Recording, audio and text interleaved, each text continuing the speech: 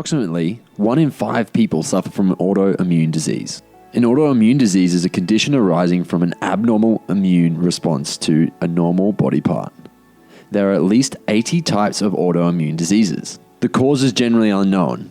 Some autoimmune diseases, such as lupus, run in families, and certain cases may be triggered by infection or environmental factors. Some common diseases that are generally considered autoimmune include celiac disease, diabetes type 1, Graves' disease, inflammatory bowel disease, multiple sclerosis, psoriasis, rheumatoid arthritis, lupus, and Hashimoto's. We recognize that you need some help if you are suffering from one of these autoimmune diseases. That is why we have created our therapeutic autoimmune program. The program is a 13-week program in which you'll have weekly check-in calls with your very own nutrition coach.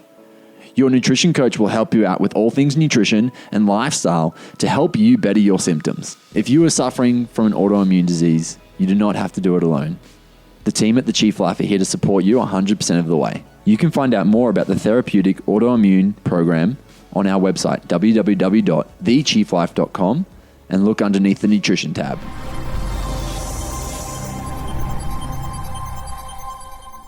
Guys, what is up? I just wanted to quickly let you know that we are now running free nutrition consults at www.thechieflife.com. You can book in for a quick 15-minute consult where we get to talk about all things nutrition, all things lifestyle with one of our fantastic nutrition coaches. So if that is something that you feel you are in need of, please jump across to www.thechieflife.com. Can't wait to see you guys booking in.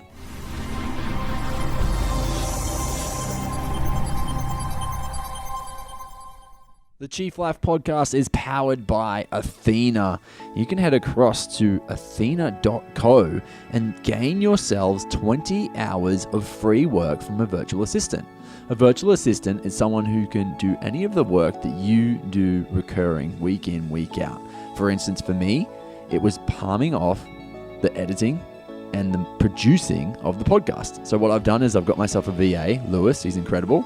And each week he comes in and I send him the audio and he puts all of these new sound clips behind it. He edits it all in place. He posts it up on YouTube. He posts it to the Libsyn, which is where we host our podcast.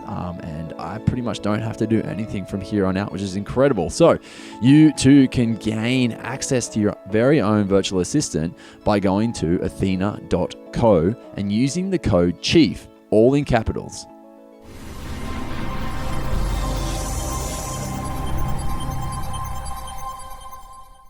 Welcome to the Chief Life podcast, where we deliver guests and knowledge from around the world right to your ears. Focusing on nutrition, exercise, health, and wellness.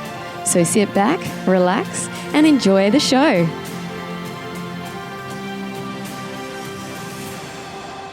Team, what is up? Welcome back to the Chief Life podcast. I am Matthias Turner, and today I'm doing a little solo-sode, and we are going to talk about grass-fed versus grain-fed beef. This is a topic that's probably, I'd say, pretty hot on the subject in regards to Australia. A lot of people commonly talk about it, and we're quite lucky here in Australia because we do have really good quality meat. A lot of our meat is actually free roaming, but then the farmers do choose whether they're going to grain finish the beef or not. A lot of it is grass-fed to start with.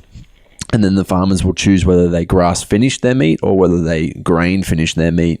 And I've got some pretty interesting little subjects I'm going to touch on in regards to the difference between the two and what we can kind of see on a healthy level. Like, we are what we eat, and we are what we eats as well. So that's quite a crazy thing, because it definitely, we are what we eat, definitely responds the same for cows. Like, what they're eating can have a major effect on what their their nutrient levels are in regards to their fat quantity and quality, as well as just how good the meat is for us. So we're going to kind of really dive into that, and the way cows are fed can have a major effect on their nutrient composition of beef. So many studies have shown that the nutrients in beef can vary depending on what cows eat. Where beef is mass-produced, such as in the US, cattle are usually grain-fed. However, grass-fed is common in many countries such as Australia, which is really cool because, like I said, for us, a lot of our cattle is grass-fed to start with, and then it varies at the end of the process. I actually grew up on a cattle farm, and we had a grass-fed only cattle, and that property is still in existence. I'll get there. Wow. But it's my mum's cousin who runs it. We go out there every second year, and what they actually do is they've got a grass-fed certification, and what they actually finish their cattle on is copra, which is ground up coconut shreds, and that is just to help with the fattening process before the cattle do go off for slaughter. Now, you could just feed them grass, but then there's going to be a stage where you don't get, and this is where it comes down to dollars and actually looking at the animal as a business, which is kind of crazy. But if they send off an animal that doesn't have a certain fat content, then they get marked down for how much they're getting per animal or per kilo. And so what they do is they finish it with copra, which is, like I said, the ground up coconut, and that really helps just to fatten up with a healthy fatten up the animal rather than feeding them a grain, which can have negative effects, as we're going to go through in a second here. So grain-fed animals, and this is talking a lot about like the feedlot places where they're put into like these little stalls and they're just fed. They're rapidly they're rapidly fattened up with grain-based feeds, usually made from soy as a base or corn as a base, and they typically their diet is also supplemented with small amounts of like dried grass. So they obviously need to have both amounts. We'll talk a little bit more on that in a second, because obviously cows have multiple stomachs and they have to swap between the stomachs as to how they digest grain compared to how they digest grass, which is really interesting. So to maximize growth in these feedlots, cows are often given drugs such as antibiotics and growth hormones because they want to see that rapid growth in a short amount of time. It's like, I guess, giving someone some steroids to make them grow. Same sort of concept. They have growth hormone put into them. The cows then want to eat more. They then put on extra size, and then all of a sudden they've got a bigger cow that they can send off for slaughter. The cows live in these feedlots for a few months before being brought to a slaughterhouse, is typically how it is. So it's not a great way of living as well. Like a lot of the stuff here in Australia, we're really lucky that we do have a lot of land and that the cattle actually have free range a lot of the time. Even when they're getting fed grain for a grain finish, what will typically happen is they'll still be out in their paddocks, and the farmer will just take them grain every day for the lead up to when they actually go off. So grass-fed beef in Australia may not be directly comparable to US products, which is, I think it shouldn't be directly comparable at all. Like, I don't think you should compare the two. The grass-fed beef isn't necessarily pasture-raised in US, whereas it is in Australia, or to some extent. Not all grass-fed cows are allowed to graze outdoors, which is kind of crazy. So, I mean, you can still have grass-fed cattle in the States that is going to be in a feedlot type of situation, which is kind of scary. Like, I don't know if it's scary, but it's just upsetting that mass production is a thing. And obviously we need to have mass production because that's how we are all going to continue to live when there's so many people living on the earth, and with the rapid population growing every day. We need to keep up with that. But I think we're quite fortunate here in Australia that we do have free range animals. I feel like just like we have stress responses, and when we are highly stressed individuals, our bodies start to shut down. I think the exact same thing happens for animals. So getting yourself a free range animal or a pasture raised animal is going to be a lot better. And pasture raised is just an animal that's free to roam on its own land. It's not confined to a small space at all. So why might grass-fed beef be better for you in regards to your health? Well, grass-fed beef is leaner than grain-fed alternatives. So even though, like, you look at a grass-fed steak compared to a grain-fed steak, and grass-fed is going to have higher levels of good fats such as omega-3. There was a study from the British Journal of Nutrition which revealed that people who eat moderate amounts of grass-fed beef receive a healthier level of essential fats compared to people eating grain-fed, which means benefits go beyond good fats. The benefits go beyond good fats. Several studies show that fully grass-fed animals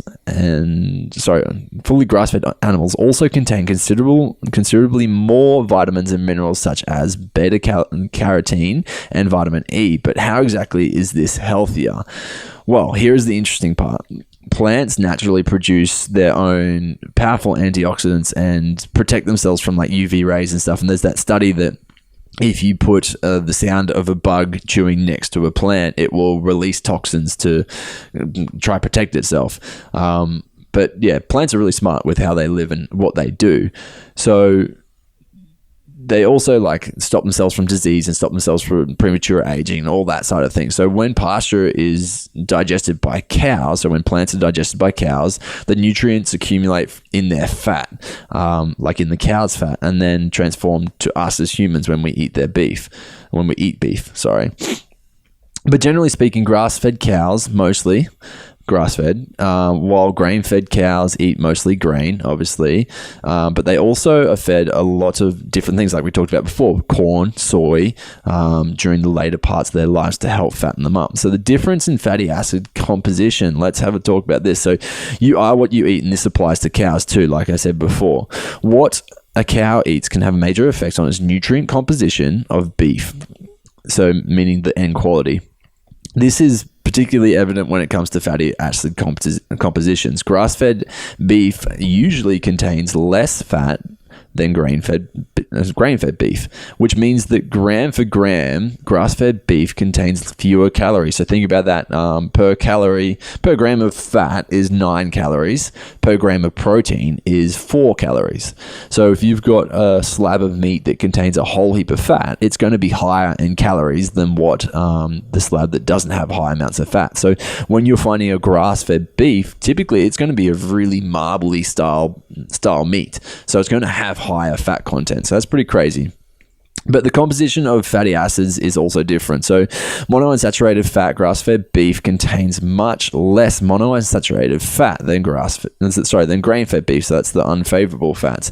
Omega-6 polyunsaturated fats, grass-fed and grain-fed beef contain very similar amounts of omega-6. So a lot of people will say, well, grass-fed is actually lower in omega-6, but it's not. They're very similar. The difference, or the why grass-fed is better, is because the omega-3. So in grass-fed, it really makes a major difference, containing up to 5 times the amount of omega-3 than what a grain-fed piece of beef might have. So that's pretty crazy, and that's where it balances back out. Conjugated linolenic acid, or CLA, which is commonly, like, they'll remove this and they'll sell it as a fat loss supplement. It's like good for retaining lean muscle mass, keeping body lean. They also use it for type 2 diabetics, like it's good for controlling diabetes. But in regards to grass-fed beef, it contains twice as much of CLA as the grain-fed beef, which is pretty crazy. Grass-fed beef is more nutritious in general, and I mean, this is something that we've always kind of fought for, I think. There has been studies where people say, hey, no, it's not at all, there's no difference, but there definitely is a difference. And I think depending on how you look at it, like I said, stress levels of the cattle, right down to if you were to do some tests and testing the fat quality would make a big difference. And I'm going to talk. We talked to a doctor, Dr. Anthony J. I can't quite remember the episode we touched on with him, but he talked a lot about estrogenics, and he talked about the atrazine in feedlot cattle or grain-fed cattle in general being up to 700,000 nanograms per liter, and talked about how that's really bad for reproduction, and more so how that's going to, I guess, affect our reproductive system, which is crazy.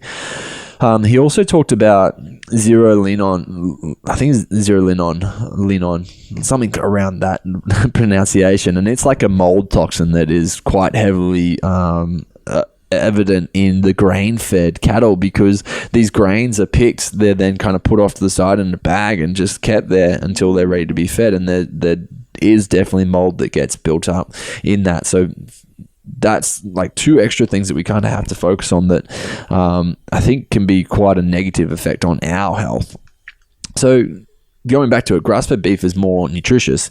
Beef is loaded with vitamin B12, B3, and B6. It's also rich in highly bioavailable iron, selenium, and zinc.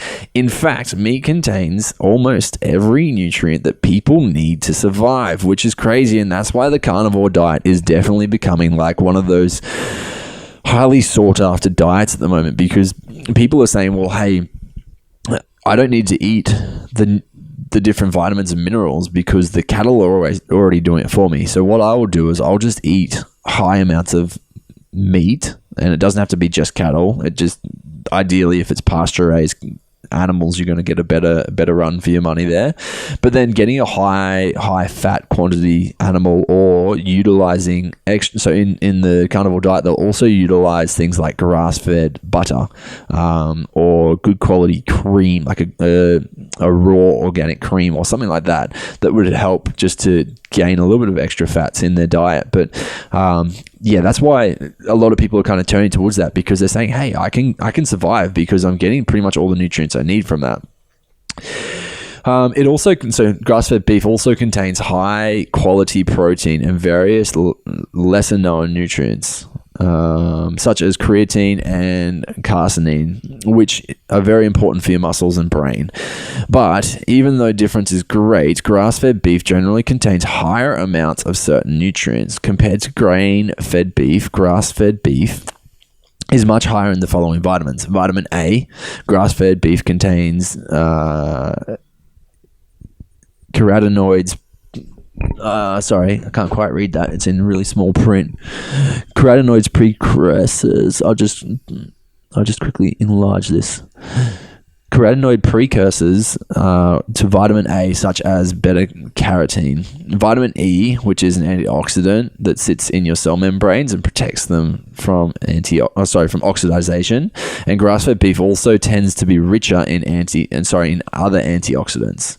Grass-fed versus grain-fed beef. How does it affect the taste? So, I mean, you've probably trialed out a few different beef slabs in your life. You've probably had a few different steaks. And personally, I think the grass-fed beef is sweeter. When you eat grass-fed beef, the fat is a lot sweeter. A lot of the time, grain-fed beef is like the one that's sought after. If you think about your Wagyu steaks, where it's got the marbled fat through it, that was seen as such a good thing for so long, because people just love like that melting effect that it has in your mouth, which you can still get when you're having grass-fed beef. You can still get the melting like effect, and I think it does really come down to how you're cooking the steak as well. But in regards to taste difference, I actually think that the grass-fed is a better taste compared to grain-fed. And I mean, you might think completely different. You might feel that grain-fed's better because it has that buttery like effect. But personally, I definitely prefer the taste of grass-fed. And I think if you were to give me a slab of 2 slices of rump, one that was grass-fed and one that was grain-fed, I think I could definitely taste the difference, and I'd be happy to go through that little test. But I feel like, there's definitely a very strong taste difference. So what's the difference in the quality and the taste? When it comes to beef, there's one question that we all want answered: grass-fed or grain-fed? In Australia, the type of feed is usually displayed on the label, but for many of us, there is still a big question mark as to how this affects the quality and taste of meat, which one should choose. So grass-fed beef, just a bit of a rundown. Around 97% of Australian cattle are raised on natural pastures and considered grass-fed. While grass makes up the majority of the animal's feed, they may also be fed grain to supplement their diet when pastures are poor. So, for instance, the major droughts that we suffer. Different breeds of cattle, along with changes in the season, can influence the style and quality of beef produced as a result of being 100% grain-fed. So one thing that you should look out for is grass-fed and finished meat labels. That's going to be one that is completely grass-fed, no grains. There can be grass-fed meat that is grain finished, and they can still get that label, the grass-fed label. So meat color, you can often pick when beef is grass-fed by the slightly yellow hue of the fat. This is a result of the pigment in the grass and does not affect the quality of the beef. I reckon it does. Flavor. For many consumers, grass-fed is said to have a more complex flavor as a result of the varied pastoral diet. So I like that. Grain-fed beef. To be classified grain-fed beef, cattle must be fed grain-based diet for over 60 days. At the last count, grain-fed beef made up 3% of total cattle within Australia, with many farmers choosing to raise their cattle on grass-based diet before finishing the cattle on a grain-fed diet. A grain and cattle diet can include wheat, barley, or sorghum. Sorghum I think is what it is. So that's mainly within Australia. So definitely the qualities of meats between Australia and US is going to be a lot different, because a lot of the US stuff, like we were saying before, is based on corn and soy. So the meat color, beef from grain-fed will have a whiter fat with more marbling through due to the higher sugar and fat content of the grains. And the flavor, because of the intramuscular fats, grain-fed beef is said to be more buttery in flavor. Whatever your preference, just remember to buy Australian so you can be sure to have the quality of meat. So, I mean, the fact that they're only fed grains for the last 60 days or 60 to 90 days is a major win. The fact that they've already lived most of their life in a paddock, so they're free range, and they're also mostly living their life on grass makes a major difference, I do feel and believe. Does grass-fed have any heart health benefits that other types of beef don't? It says possibly, but let's dive into that a little bit more. So it says grass-fed beef may have more of less total fat, which we talked about before, more heart-healthy omega-3 fatty acids, we also talked about, more CLA, or conjugated linolenic acid, a type of fat that is thought to reduce heart disease and cancer risks, and more antioxidants, vitamins, and more antioxidant vitamins such as vitamin E. So, yes, grass-fed beef, I think, is a lot better. Lean beef that's 10% fat or less, whether grass-fed beef or another type of beef, can be part of the healthy heart diet. However, having grass-fed does ensure that you've got more nutrients and vitamins involved. So the bottom line, what happens when cows... when cows switch from grain to grass-fed, remarkably, cattle are able to switch between the grass-digesting microbes and grain-digesting microbes in their stomachs. But while either set of microbes can dominate the digestive process, they cannot both thrive simultaneously. Grass and grain cannot both be properly digested at the same time. The switch from predominantly grass-fed digestion to predominantly grain-fed digestion happens automatically depending on whether grass or grain is dominant in the cow's diet, which is super crazy. Grass-finished livestock can also promote nutrient cycling, soil, carbon,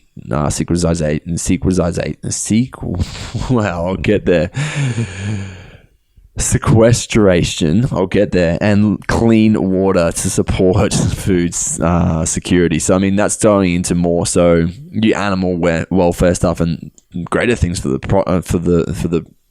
world as well, like looking into your greenhouse gases and helping the world out with carbon.